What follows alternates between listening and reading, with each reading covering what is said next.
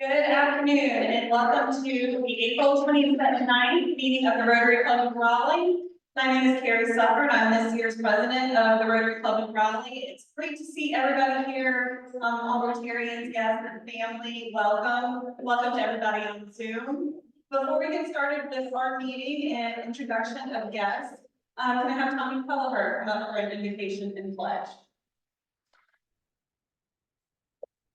Thank you all for being here today. Glad to see so many faces. Thank you for making the time to be with us. You bow your heads when we give an invocation and follow this with our pledge of allegiance. We are thankful for this day that you've given us, for its blessings, its opportunities, and its challenges. May we appreciate and use each day that comes to us. We pray for strength and for guidance for each day as it comes, for each day's duties, for each day's problems.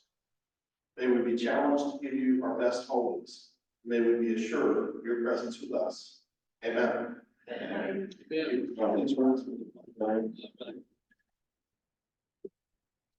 My allegiance to the flag of the United States of America and to the republic which stands one nation under God, indivisible, with liberty.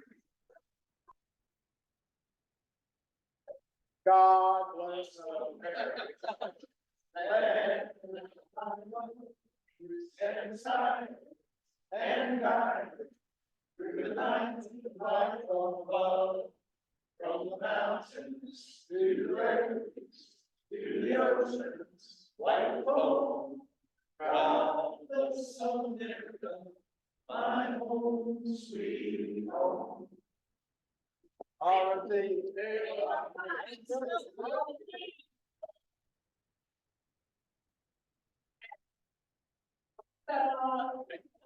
First time guests here, what we'd like to do at the beginning of the meeting is pass around the microphone and have you all stand up, say who you are, who brought you to Rotary, why you're Rotary, what you like to do with your time, your career, whatever you'd like to say. So I'm going to start here, Tom Hacker's table. And Paul, I think you're a pretty guest, right? Please welcome David Sherman, attorney at law here with the spring next time I'm with the president of Carolina. He said for all schools on the opposite corner of Hillsborough and Woodman Manor and the Missouri Arts. He's past president of the Wake County Bar, here, anything on the current agency commission. Got a daughter trying to get to senior high school and from David Sherman, please welcome. There you go.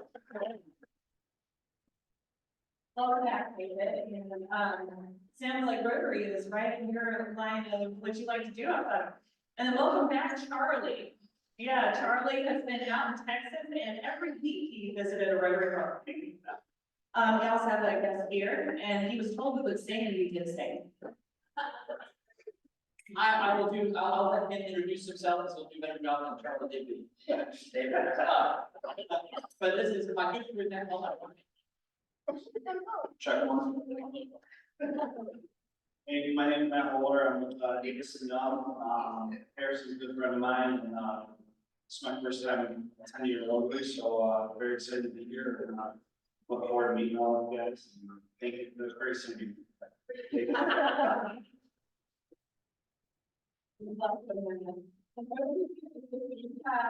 special guest. I'm David Ammons, and today I hold my daughter Lauren Ammons. Graduated from Baylor University a couple years ago, and then a couple weeks ago I was a guest for being Weston Moore, and they happen to be fiancés. However you say that. So I brought Lauren today as a surprise, as Weston I think is his second reading or something like that. Thank you. Good morning. You're going to hear more about Weston in just a little bit. Yeah, here. You gentlemen will hear from the front a little bit, and then we have two very, very special guests over here. Charles, you. Good afternoon. My name is Charles Edwards. I'm actually a former member of this club. Past president. I know that also, but it's a chance to once a year to come back to Raleigh Christmas here, I'd like to introduce my wife, Judy, who is very awesome. She knows all about tornadoes, which you might have. Who's asked her? Don't ask me, I haven't. Yeah.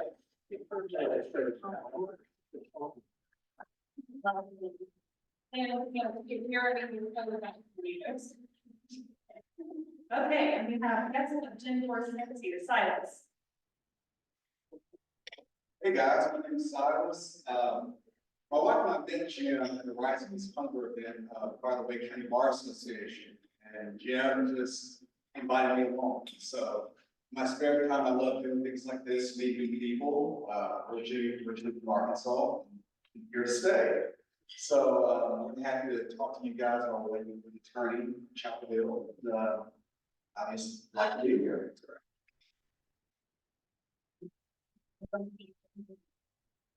I think that is all the visitors. Did I forget anything? I don't think so. So what we're gonna do is gonna move right on to Happy Dollars and Charlie Up Shop. You return them and you're up for Happy Dollars right away. Don't forget the red buckets in the middle of the table, spare change that will get donated to Provincial Alliance of North Carolina. Thanks for having me back from Texas, putting me on the lake one of the Los Angeles, so you don't know, that's a lot of raining, my mother ran said I got out of jail in Texas, so here I am. Yes, sir. Thank you, happy holiday with my daughter's attorney.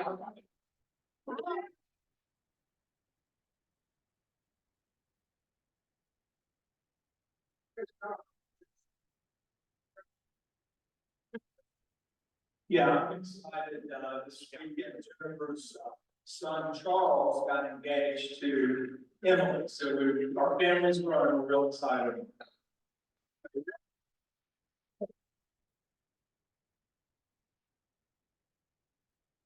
Charles, yes, sir.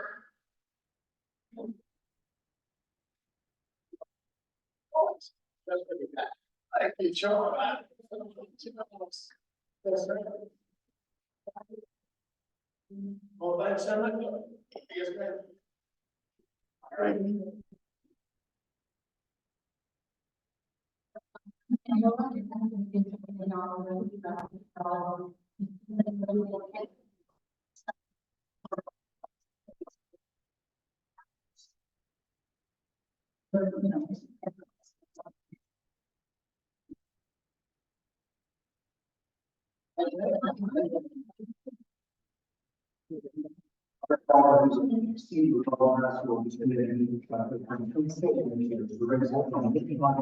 Yeah. Let's go.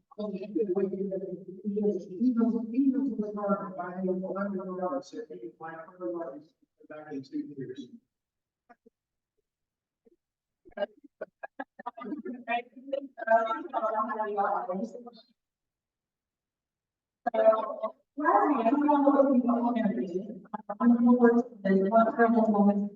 Our wonderful changing for several very, which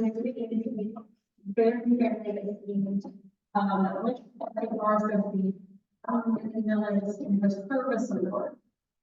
This is a very high honor, representing a lot of our changing work in the law field, education, and improving the law field. And all of his professional work and work outside of his profession, like Richard. So I think it would be wonderful if you all stay on it, you know, the round of applause.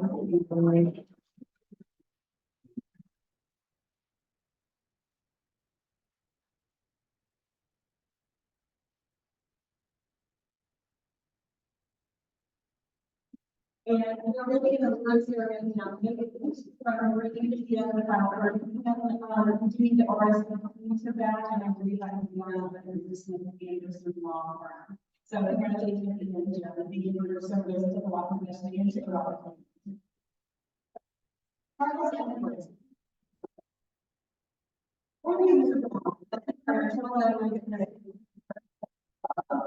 And you all that are new to Raleigh, may not find out why traditionally, I'm doing this in our fall. So I'm going to tell our people to come and you want to think about the whole support a little bit, and we'll do our overview. Like.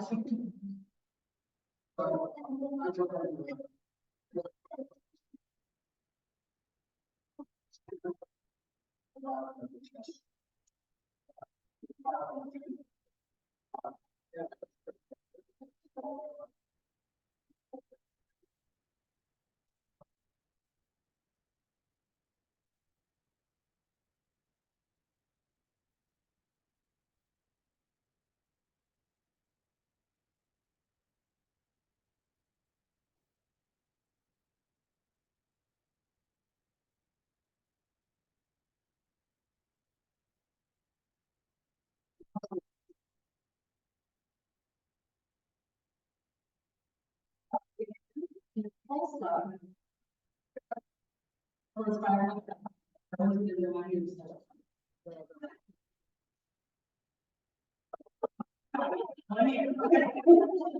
And then if you visit another club, make sure you get a banner and then ask us if you can provide you a well banner to give to them. So thank you, Charles, for doing that. Let's give him another round of applause.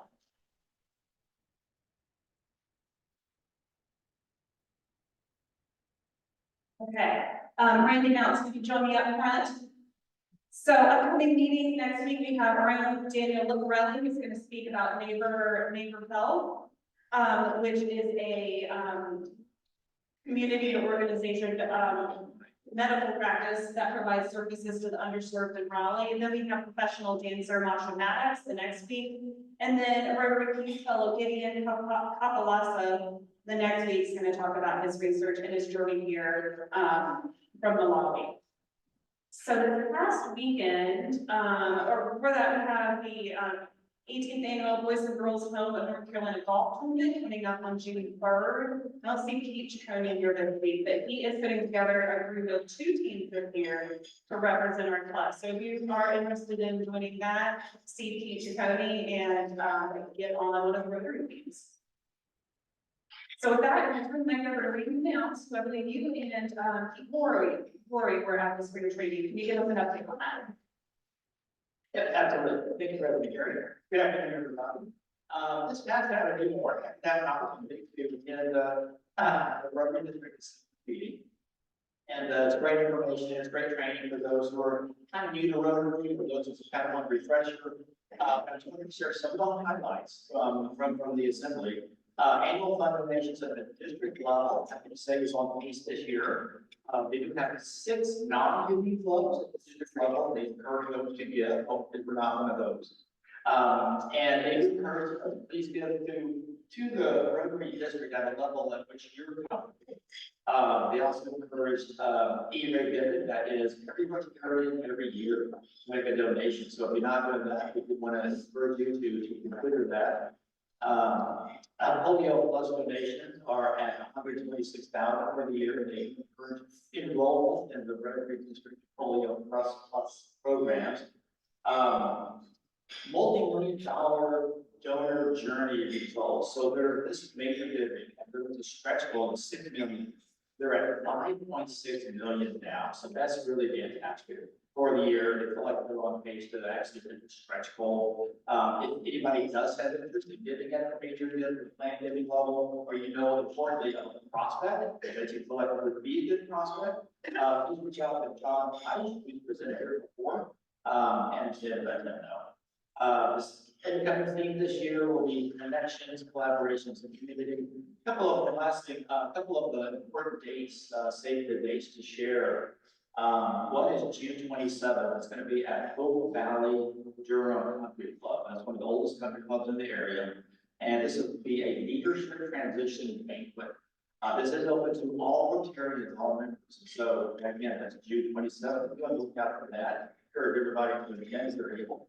And then also, time of event, November 9th, there's a first annual Rotary Foundation.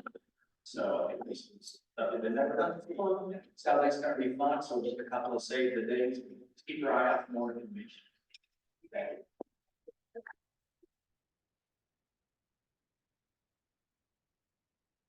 Thank you, Randy, and thank you to you and Peter for representing Raleigh on this past weekend's training.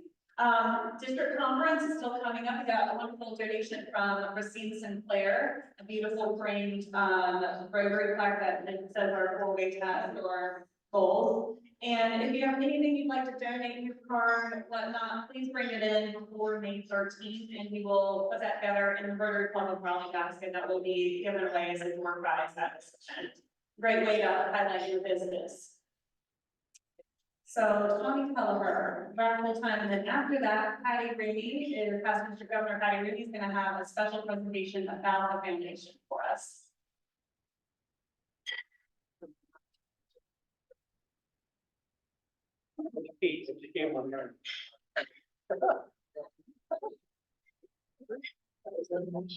Silence is the chosen winner today, so, this is our Rotary complaint department. If you don't win, please come see Silence after the meeting. Our winner this week is 800-300-5.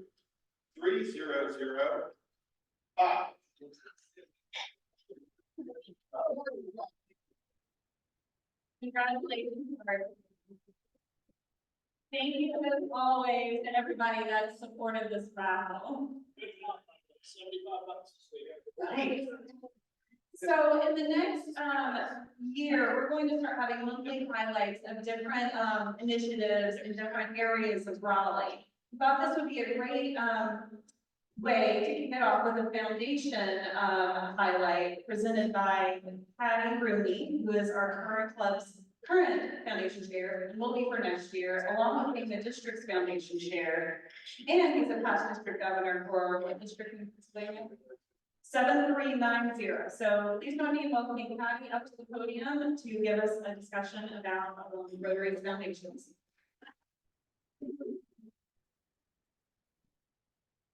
So, for a bonus point, one more of the delicious tobacco root cookies. What's the opening line, Charles Dickens' tale of two cities? He says the best of times, the worst of times. Actually, the quote was, it was the worst of times, it was the best. There you go. The trivia. So what I did is, I decided to do a tale of two foundations. We talk about best of times, and it was best of times. So, it's a tale of two foundations because we have two foundations. We talk about Rotary International Foundation, we talk about our own club foundation. And really, they're both absolutely critical. Why are they important? Because all the funds donated in any year, Rotary year, that are given to the Rotary International Foundation, half comes back 3 years later in what we call DDF, District Designated Funds. Why are they important? They're absolutely critical because they're the means by which we fund global grants, they're the means by which we support local district grants, including the work we did when we heard from Summer, Waste Smiles. Those funds come back only because people have given. So if they don't give, we're not going to be able to have those funds come back. So it really is an important part. On the other side, we've got a Rotary Foundation. Why is it important? Because the interest of the funds will be contributed to our own foundation, the use for many of the local works to do with their preparers.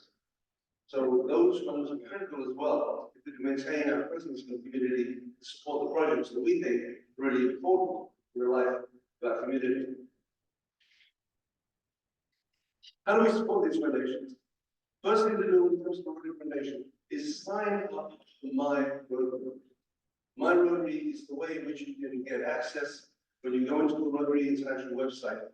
You make your own registration in there, and my Rotary enables you to do all sorts of things that people who are not signed up cannot do. So do when you go into the Rotary International website, sign up to my Rotary. When you sign up to my Rotary, there's an opportunity to make donations, and you can choose where you want to designate the funds. So you might, for example, desire to contribute them toward maternal and child care. You may decide to contribute more on the East Centre. There are options for you to do that. Most importantly, and this is really critical, is sign up for Rotary Direct. What is Rotary Direct? Rotary Direct is the means by which you give your credit card or bank information to Rotary is safe. but they will then take care of it. One of the things we find is that when people choose to give, it becomes a bit of a roller coaster. Sometimes people give generously, and other times they don't give generously. When it's really correct, those funds are coming out of every month from the account that you have. How many that goes to that? I donate about $360 a month through Rotary Direct. Those funds are being used directly go into Rotary International to support the work of our foundation.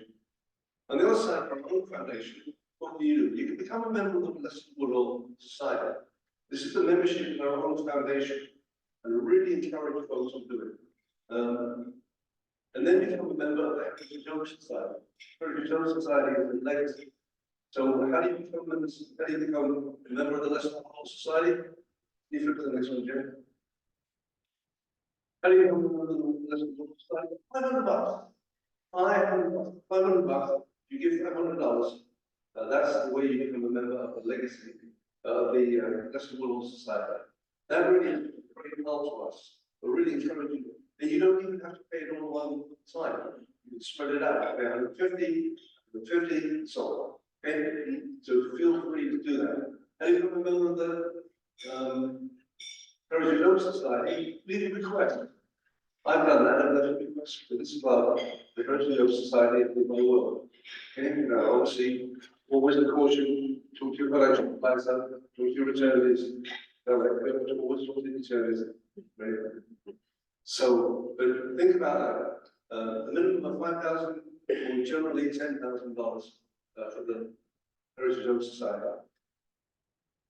When you give the Rotary Foundation, you can give at any level of giving. So some people choose to be more generous, but some people in this room are being very generous.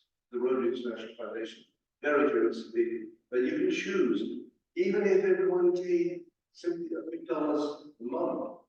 Literally a few dollars a month, it would help. Okay? This one did. There are levels of recognition. The levels of recognition, as you know, in the Rotary International Foundation, the Paul Harris Scholar, that's when you give $1,000 to get your Paul Harris Scholar.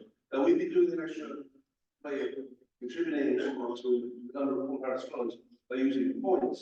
But generally it's $1,000. And from then on, once you give another $1,000, you become Paul Harris +1. Paul Harris +2, it goes all the way up to 8. When you get to 8, you become a major donor. That's a $10,000 minimum. Okay? Major donor level 1. Then you can go to subsequent levels of major donor level 2 at $25,000, major donor level 3, $50,000. In this club, we have 2 major donor levels 2 in this club. Okay? I'd like to see more. I really would. When you support our own foundation, the club will recognize your contribution in either the regular giving category, the endowment giving category. So we recognize those groups there. Next one. Other ways to give.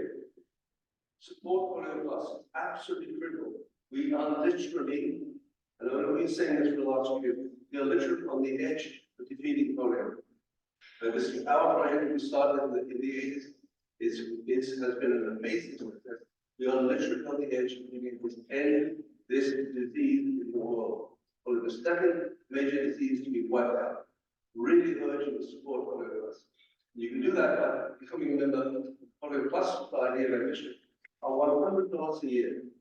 $100 a year makes you a member of Polio Plus Society. I'm a member and I think it's very important. You can consider giving down a contribution of $1,000. Again, we've had folks sign up to do that in the club. Jim was one of those. A member of the Endowment Society. That's really important because those dollars are not used, only the interest is used. So the endowment fund builds, more it builds, the more interest we can generate. The Bequest Society, $10,000 up to $25,000. So you've got some options there. In regard to our own foundation, you can choose any time, knowing that your foundation will enable us, your contribution will enable us and our foundation, the club, to be able to make a difference in somebody's life and have forgiveness. This one. So this is a very brief overview. Lots more to be talked about, but again, we just wanted to do some highlights today. There are some got tax advantages, again, from your attorneys and your financial advisors. Support one and both of these foundations. I think it's important to support both. We need Rotary International Foundation. It is the lifeblood of our work. It enables us to do what it is we do. But I really urge you to support our own club foundation too, because that's really critical for our local community. This one. So, why is it massive funds? Massive funds? Because Rotary International Club Foundation are doing a tremendous amount of work. It's so someone's lives each and every minute of each and every day. Therefore, these are the best of times, and I urge you to support the Rotary Foundation and our Club Foundation, the great best to all of us. Thank you.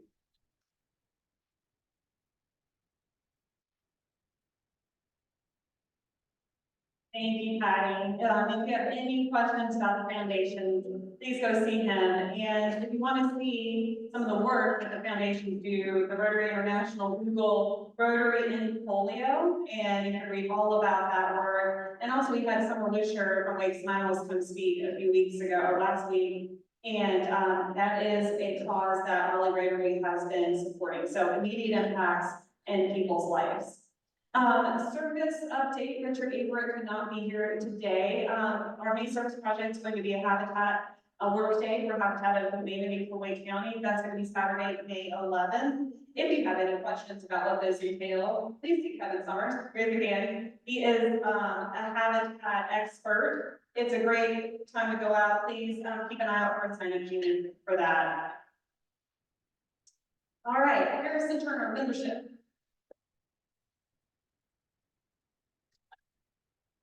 Further in the presentation, so that's all. Hello everyone, my name is Harrison Turner. I am the head of our membership with Rotary Club of Raleigh. Thank you so much for all the guests who are here today. I hope that you find this meeting to kind of point out some of the things that Rotary are doing in our community and how we can better our community. We need more help. So I'm going to have a couple people join me up front. And I have Weston Moore, Joe Shepard, and Chris McIntyre. Please make your way up front. While they're coming up front, I am a father and I love dad jokes. So what does a turtle do on his birthday? It celebrates. And we have quite a bit to celebrate today. That's good. I don't think. Yeah, you sure? Anyways, today we have a few readings. First, we have a first reading for Chris McIntyre, who's sponsored by Sue Key. And actually, you learned about Rotary by connecting with Sue when you were out just doing your job. That's awesome. Sue, thank you so much for getting connected. Chris was born in Burlington, Vermont, and moved to Carson City, Nevada, all the way across the West when he was 5 years old, as his father was pursuing his career in engineering. Growing up, Chris was always drawn to the arts, music and writing in particular, and became more passionate as he grew around videography. He followed this passion and joined a band in 2003, which played rock, alternative rock, with a little bit of rap, which I told him that in high school, I was part of a church rap group. So we have a lot in common. That was a low part of my life. Anyways, he moved here to North Carolina in 2021. He's married, has 4 children.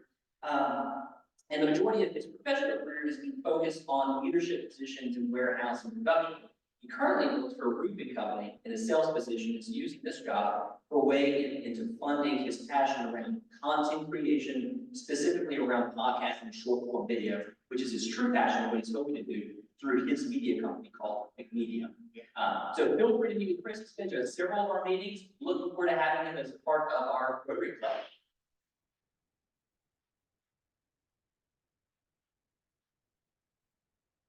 And we also have 2 second readings today, one from Weston Moore, who is sponsored by David Amos. David, I completely understand if you don't want to be his sponsor, just come with me after, meet me afterwards. I'm just kidding, I'm kidding.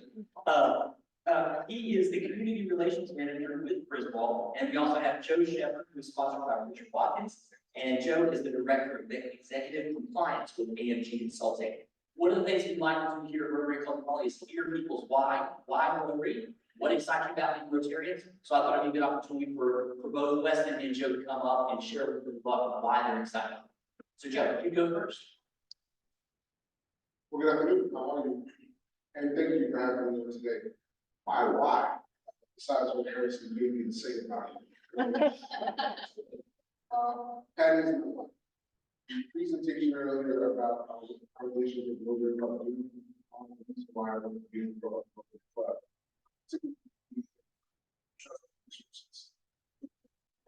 It's a lot of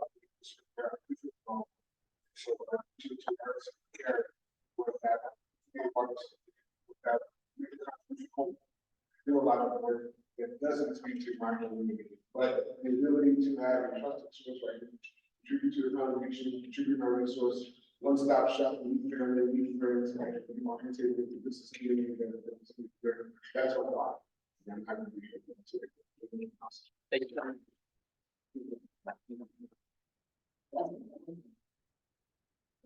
Thank you, Harrison. Everybody on the lesson.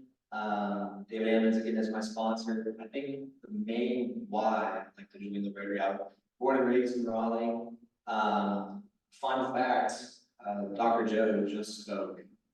He was one of the first people that I made like a really solid connection with on my first reading last Monday. And so we actually have a meeting tomorrow about how our two companies can collaborate and help out our community. So I thought that was really, you know, come to God moment, like, wow, this is the real deal. This is where to be. This is where to make connections. This is where you can affect your community positively. So looking forward to meeting much more of y'all. See how, you know, Griswold can either collaborate with your business or your family and friends and vice versa. So I appreciate y'all having me. Thank you, Harrison.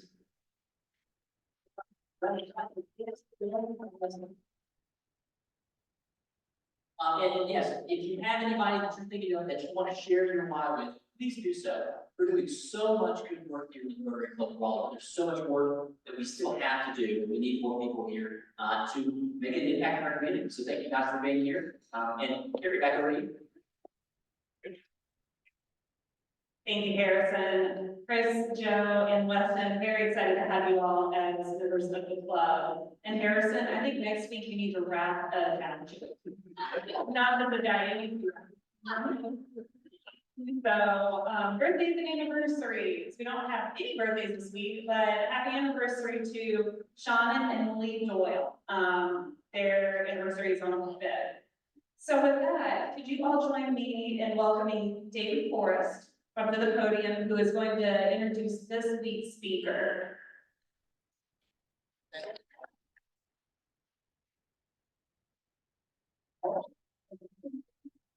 Very much, President Carey. If you love sitting in traffic, please raise your hand. If you don't, please thank our speaker after he speaks. So our speaker of the day is Joe Milazzo, Executive Director of the Regional Transportation Alliance. Joe has served that role for about 20 years now. The RTA is a business advocacy group that works to advance transportation policy and funding solutions in the Triangle region. Joe works to leverage the strength of the business community to help meet the transportation needs of all of us. In order to do this, he brings businesses together in concert with the elected officials, transportation partners at the local, state, and federal level to get our region moving faster and not sitting in traffic. RTA represents many of the largest employers in our area, such as IBM, Google, MetLife, Red Hat, SAS, Fujifilm, our universities, and many others. In Joe's time at the RTA, the organization has been instrumental in projects such as the Triangle Expressway, including increasing the speed limit on the Triangle Expressway, bus rapid transit, dynamic left turn intersections, the widening of I-40 and the new I-87 corridor that is going to go from Raleigh straight to Norfolk, among many others. Joe has been an engineer since 1998 and a registered lobbyist since 2002. He got his engineering degree from Penn State to her that I represented earlier. And then on, received Master of Science degrees in both management and civil engineering from the highly prestigious North Carolina State University. Now, we're ready. General.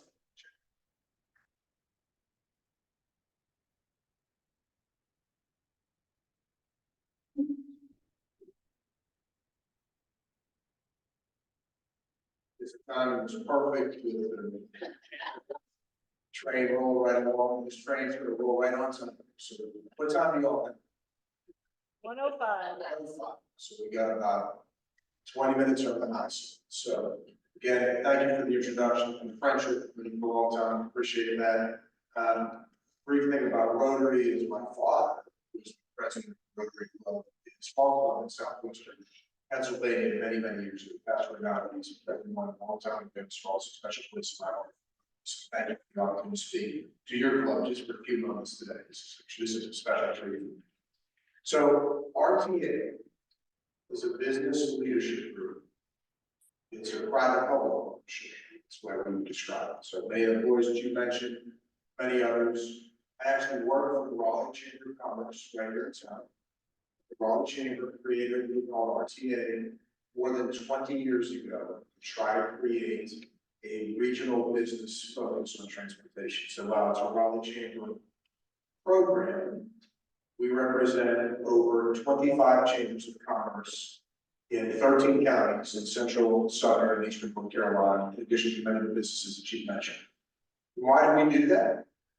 Why do we focus on transportation? Because everybody in this room focuses on transportation. Whenever we're stuck in traffic, we're waiting for them to get around. We talk about what a great place to live that this is. And it is, especially being from rural western Pennsylvania. I promise you, it's a great place to grow up, still a beautiful place. In terms of economic growth and opportunity, there is no comparison. I promise you also, traffic is the problem you want. Right? Because if you live on a farm, there is no traffic. If you live in a dying economy, there is no traffic problem. So never forget that traffic is the problem you want. That having been said, our organization works to find ways to minimize that traffic, so it's easier to get around. So while it may be the problem you want, that's not the same as throwing your hands up and saying, well, we're growing, what are you gonna do about it? Well, to be very direct about it, this community spent a whole lot of time through RTA figuring out exactly what are we gonna do about it? Well, there's a number of things. One is identifying projects that will make a difference. To be super clear, in my background, transportation engineering, but also business management, both. We provide, certainly engineering background, but a business lens. My minor was political science. I promise you politics are involved in transportation and choosing that anyway. All of those sorts of things. And more important than one person, it's the strength of the business community. We have so many members that work together. I know several of you work for some of our RTA companies. We appreciate it. That is wonderful. But all of us are working together, bringing our expertise, our contacts, our perspectives to try to make things work better. But one of the things we do is we try to respectfully challenge things. When we hear something that may not make quite as much sense, or maybe it makes so much sense, we want it to happen even faster. And of course, that respectful challenge goes two ways, because our government partners know what they're doing. So typically, when we ask a question, they know the answer, there's a really good reason for it. But sometimes there's a time, so that's great, have you thought about this? And there are times they do make a difference, so they do change. We've asked them before about the I-40 this years ago, they had a great plan to do it. We had asked if they could do a smaller line, they could do it sooner.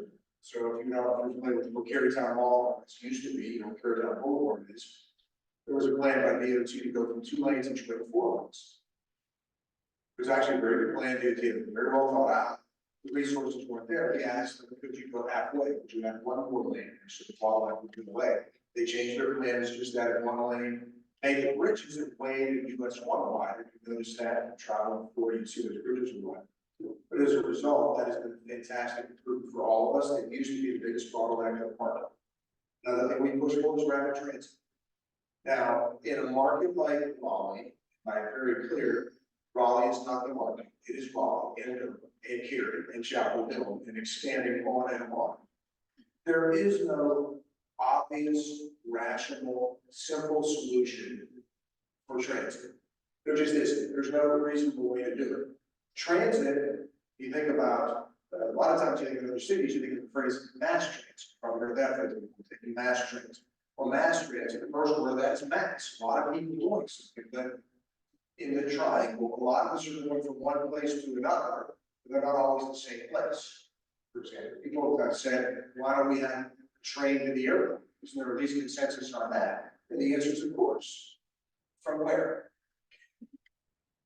Well, from downtown. Well, I live in Cary, other people live in Raleigh, people live there. The cost becomes astronomical to try to create that. I'm gonna tell you about a solution here. We're talking about that. But these are the sorts of questions we try to figure out. What can we do to scale a solution? The question we're asking constantly is, can we scale something? Can we make it happen faster, or better, or more seamlessly, or benefit more people? One thing we did over 10 years ago is push to have more transit more quickly for more people in a scalable fashion. What was that?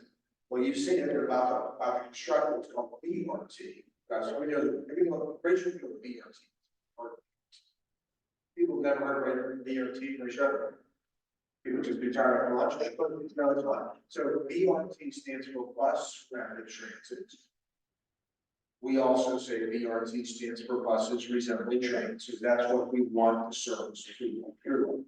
So what will be built is in this way, on New Bern Avenue, start construction this summer. Our dedicated lanes on New Bern Avenue, on the whole way down I-440, which will provide rapid transit service in our community. That'll be the first line. We're gonna build another one on Wilmington Street, going south towards Bard. Another one towards Cary along Western Boulevard. Another one to the North Hills area. It's actually split like a Y. Chapel Hill is building one on what is called MLK or Highway 86. It won't be always in the same street. We're gonna build one there. So then you start building these pieces together and you tie it together in a system like that. So the goal for those sorts of connections are exactly that, to make connections, create options for people, because not everybody is going to be able to drive all the time. And frankly, buses, if they are attractive, safe, efficient, useful, will be used, not necessarily by all of us on all our trips. I would think if we were very honest about it, each of us can think about a trip we might take on it, even once every 2 weeks. That's not very much. This is not like nothing that works for me for work and after. As long as you can think of a trip you might use on it, periodically getting some value for you, I promise you there are many people that will be using it even more than that, and they're going to want that option. So that actually is paid for by sales folks. I mentioned the BRT because our organization, 11 years ago, there was a proposal to build library, which frankly would be a very attractive thing. But we opposed it, not because we were against transit, but because we wanted to see more transit soon. And our concern was we were never going to be able to scale it. And certainly it's going to go from Cary to Raleigh to North Raleigh, but it's in a pool of Raleigh that had bus service called. So to go from bus service, no bus service to $100+ million long train was a jump that we said, why don't we scale this into something in more places soon? That's what we would see happen. And quite frankly, now that technology has caught up, you're going to see electrification of buses. You're eventually going to see automation. And so this technology product is quite nice. So that's something that's very, very helpful. I want to talk to people about something else. Who remembers the pandemic, whether you wanted to or not? We all know it just happened. What happened from a transportation standpoint during the pandemic? What happened? Remember? Got better. It wasn't because of the disease, but you're right. Why was it better? Because people drive, that's right. So that was like Nirvana. Would that mean we should just all work from home all the time and all the traffic laws? Well, in some ways, yes, that if you function in an economy like that, and not just economy, but all aspects of civic life, sure, that would result. There would be consequences if we all not get together. We wouldn't have meetings like this, you wouldn't have collaboration with profits. A number of reasons why that would be so great. But I bring this up there has been some push that everybody needs to go back to the office 5 days a week. And my answer to that is, your company might. There are certain companies with the work product process, we can do business, that may be exactly. There are other companies where that makes no sense at all, they have to be in the office 5 days a week. I mean, as I was just talking to city manager earlier this morning, the police force have been fully remote forever, right? Because they can't be in the office, neither do other activities, patrol the streets and so on. So it depends on the job. But I would mention it specifically because I would be this to not say the following. As you think about the work processes you do in your companies and also you as professionals, you do have some obligation to ask yourself, am I doing this the best possible way that will suit all aspects of the community? Because I promise you, if you work from home 1 day a week, you are making a difference. And even if you say, oh, that's going to barely make much of a difference, I promise you make a difference for your own community. I mean, that's clear as can be. We all remember that. It may not work forever. It may not. One thing that I wrote a blog post back in 2020, 2 months into the pandemic. And 4 years later, I still feel it's pretty close to, not saying the right thing for everyone. Nothing is ever the right thing for everyone, but there are options you can do. We've all done Zoom and Teams and things like that. Most of us are still doing those from time to time. What I would say, to the extent we can, you could think about, to the extent we can, purposely placing your team's calls or meetings that are more suited for that at the beginning and the end of your work. And do your collaborative activities in the middle. So for example, let's say you want to get together for lunch. I don't know, let's say there's a Rotary meeting at lunch. Or maybe you have a group of members of your executive team, you get together. Lunch is great, fellowship is wonderful, you have to do those sorts of things. But not every meeting is suited for in-person calls, it's just not. And so there are certain things where, in some ways, people feel they can bring more of their authentic self, whether on Teams or Zoom rather than in person. And another reason is if you're doing collaboration with many people in different offices, Teams is invaluable, or Zoom is on a tool. My suggestion is this, to the extent we can be purposeful about it, we can move those to the beginning and the end of the day with our collaborative functions in the middle. So what does that do? Well, you're still going to work, but you're not going to work when everybody else does.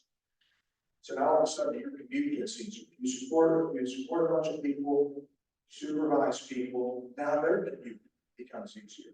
So now you make the highway system work better. So those are that's the little thing that you can do. Doesn't always, again, I'm not saying that your job perfectly fits that. I'm not saying it may or may not. But I can tell you this. Collaborative work is essential, right? We all agree collaborative work is essential. But so is focused work by yourself. I want to remind yourself of that. Sometimes we're not doing a colleague, we're doing together, create strategy. But also, what a colleague of mine and myself are doing separately, our own offices, or sometimes our own, is execution. Those are two separate things. Why are we talking about this in a transportation presentation? I thought this was a business community focus on this. Well, this is a business perspective. Being strategic on business, being strategic on issues are a way to do it. What's the alternative? Continue to widen roads, continue to do those things. We are not trying roads.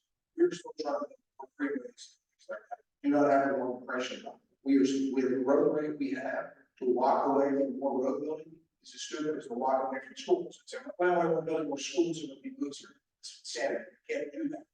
You have to put those things in place. But you also have to be strategic about leveraging every dollar you have, and every moment you have. Let me be clear about moments. We don't know how many years you're going to work in a job, or how many years you're going to be. So different of us have lost loved ones, right? We had different people who walk, or you thought you were something they moved away. Time matters. We all know. Our website is let's get moving. So that's actually what it is. But time matters. It's part of leadership is making sure where it's not important time is. You have no idea how hard it is to project. Projects can take forever. One of the things I do in our annual meeting every year, we have an annual meeting in January, the Embassy Suites in here. And I had every annual meeting, pretty much without fail, the same. You should never be amazed at how long transportation projects take. You should only be amazed that anything ever gets built to begin with, because it just absolutely takes forever. So if we can get some of the pressure off of the system, just a little bit, get some successes, we want to do that. So speed matters, time matters, and being a leader matters. Being a leader means asking questions. You do that in your own job, you do that in your company. Whether you're working in financing, healthcare, real estate, one of your best decisions is when you stop and ask questions about something. And one of those typical questions I remind people of is there an assumption that we're making that's not right? I don't mean nefarious that way, I mean just incorrect. Is there some assumption we're making that is not actually true, which opens our aperture up of different solutions? You should apply that to your own life, honestly, apply to your relationships. But certainly apply to what we do in business leadership organization, which is, like I mentioned, the example of, well, we got to build library. Well, no, we have to have rapid transit options. That's there, that is fact. But having to build library because we need it, well, it's $150 million growing, and so we get one corridor with it, and everybody else loses for 30 years. That makes sense. As opposed to everybody getting access to rapid transit soon. That's why we push for that. That was a challenging viewpoint 10 to 15 years ago. Now, when you describe it, there's one where you see me afterwards, a few minutes afterwards, I'll show you a video by NPR Charlotte that makes us look really, really good in Raleigh. And I'll tell you why. You can almost guess why that would be. So that's another thing. Final thing, the most important 2 miles of pavement in the metropolitan triangle, 5L23R. Who knows what that is? Raleigh runway, primary runway, 5L23R. That's it. And so we are working to get that lengthened and relocated. That runway is essential for the future of this marketplace. It is essential for that. We've run a letter writing campaign. We work with the airport authority. We apply what they're doing. Without that airport, we would be nothing. You can't even fathom how important RDU International is. Absolutely phenomenal. And do we have internet on this, or do we not? Anybody know? Is there internet on this? No, it's not. You can see the afterwards. I'll show you some. I'll be respectful of that. How am I doing at time? Like, is that clock all the way so I can see? Yes, 7 minutes. Very good. Let me take some questions. Is that good? Okay. Are there any questions? I got one here, then one here. Go, sir. Yes, sir. The GOT's primary funding source has been a gas tax. Yep. That's been raised in years. And most people don't realize that revenues are going down because of fuel efficiencies and electric vehicles. What is the long-term, has anybody developed what the long-term funding source should be and how we pay for both, other than coal? Right. Love the question. So, can you pull out your mobile phone for a second? I'm not saying you're going to pay for all of us, sir. I mean that. I'll do it too. So, how many of you have a mobile phone? Okay. You can put it away. That's not actually answering the question, but it's just about getting it something. First of all, you're 100% right. In some states, the revenues are declining now. In North Carolina, our revenues are still going up, but only because we're growing so fast, we're getting enough additional sales. That's the only reason why that's happening. But that's eventually going to end, to your point, because if you drive an electric vehicle, you notice you use 0 gallons of gas, which means there's no gas tax. Now, I mentioned the mobile phone for this reason. If you have, you don't tell me what your provider is. Most of us have AT&T, T-Mobile, Verizon, one of those. And typically our bills are, you pay a certain amount per month. And you get, how many minutes do you get with that? 11, right? So if you go on vacation for 3 weeks to Australia, and you just say, I'm detoxed from my phone, I'm turning my phone off. Come back at the end of the month. You call up Verizon, and you say, you know, I didn't use it for 3 weeks, so I'd like a 75% refund on my bill. Or AT&T's, well, they're always very happy. They're not going to do that. Why is it? Because what were you paying? You weren't paying for it. What were you paying? Really? Access. You pay for access. You know, that's exactly right. Let's flip it around. Let's say, you know, you're trying to catch up a long lost friend, your kids having some problems with college, you're on the phone constantly. You're using literally thousands of minutes. This is not like the old, you've been in North Carolina for a long time, remember all the time? Remember that? Remember they used to do by minutes, you missed a lot of experience, right? So, they don't do that anymore. So, remember that? So if you use thousands of minutes, does AT&T call you up and say, we kind of had an assumption, and you kind of overdid it last month? Because why not? It's the same as what we did last month. Access, the value is access to mobile number. So if you happen to go to our website, just let's get rid of the dollar and go to the home page. That's what's happening without the internet. And I was coming from meetings, like I apologize for the internet. You can see me afterwards. We have a concept called an access user fee based approach. You pay for transportation. It's based on your vehicle registration. You'll be pleased to know we're not that long smart because that's what the legislature's already started to do. So as of July, well, over 10 years, if you own an electric vehicle in this state, you have been paying a partial access user fee. If you own an electric vehicle, you've been paying an access user fee, it's been partial. As of January 1st of this year, if you own a hybrid, you've been paying a partial access user fee. As of July 1, 2 months from now, the fee for electric vehicles, the partial fee is going to go up to about $230. It's about 85% of what we, by we meaning hire somebody to calculate for us, calculated what we all should pay as our average price. Because what we did is we hired our team intervention based here in Trial. We said, what is the amount of gas consumed in North Carolina every year? You can do that by the gas tax rate and the fuel efficiency. Come up, what is that average number? 8 times B divided by C gives you that number. That number this year is $250. That's what your state gas tax is. So our proposal is pretty simple. Charge every vehicle, electric vehicle, $252 a year. Less than diesel, less than diesel. The only reason why we said diesel is because trucks will cost damage to the roads and can't do the average. But for everybody else, it doesn't really matter how many miles you drive, because I promise you, your car is not screwed with the roads. It is not. Now, if you drive a lot, you might be making the roads wider than they need to be. Period. But we don't know how many miles you drive. If we track you forever, you're never going to go those. We're not going to do that either. Let's just charge the average. You know, so we're not that smart. We simply said the legislature already put a partial fee in. Let's do it for everybody. It would be more resilience.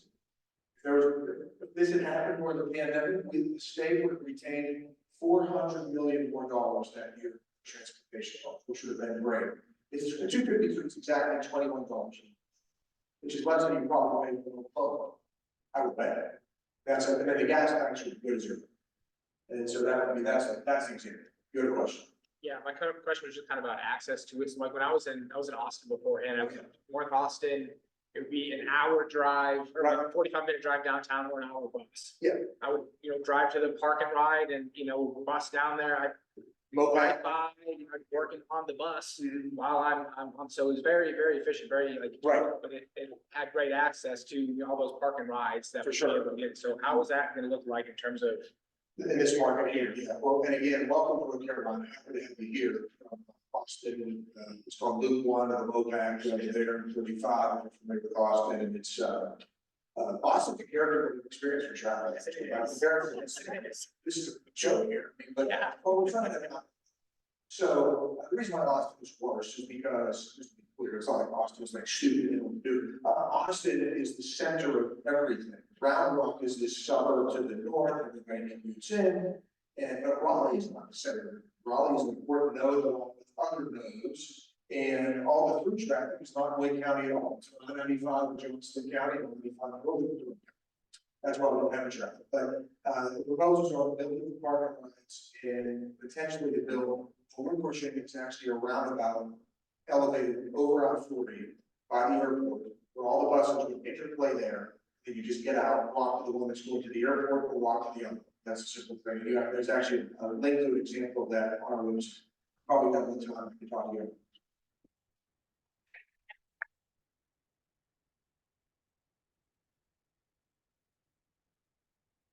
So thank you so much for, coming to speak to us today. This is a small token of our appreciation. Yes. So thank you very much. And you said you'd be around for a few questions afterwards. Perfect. All right, another round of applause for Joe.